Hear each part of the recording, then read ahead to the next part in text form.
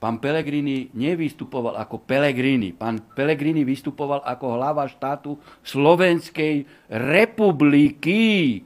Čiže Pellegrini tým, že sa ešte vyfotografoval s týmto nevychovancom a banderovcom, pretože ešte mal banderovskú stužku, urazil celú Slovenskú republiku, urazil slovenskú štátnosť, urazil slovenskú suverenitu. Ja keby som na mieste takéhoto aktu tam bol prítomný, tak okamžite opustím miestnosť, kde to bolo odovzdávané. Pán Pellegrini si myslí, že toto má ostať v polohe tolerancie. Už dávno mu mal odňať toto štátne vyznamenanie. A Druckera mal odvolať z pozície ministra školstva, respektíve mal dať podnet premiérovi, aby ho odvolal.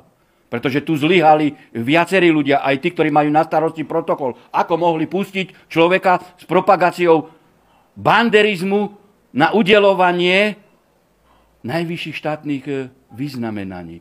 Toto nie je v poriadku. A keď si pán Pellegrini myslí, že môže sa kláňať zahraničnému panáčikovi, tak je na ťažkom omyle, lebo on nie je Pellegrini. Je v pozícii hlavu štátu.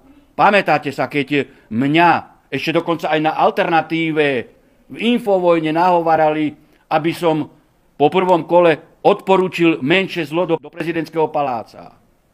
Môžete si vyberať medzi leprou a cholerou, pokiaľ ide o pozíciu hlavy štátu, a tu vidíte dôsledky. Tu vidíte dôsledky, že podporuje dodávanie zbraní na Ukrajinu, podporuje banderovcov a ešte hovorí, že Rusko je agresor a chce, aby Slovensko bolo vážené v zahraničí.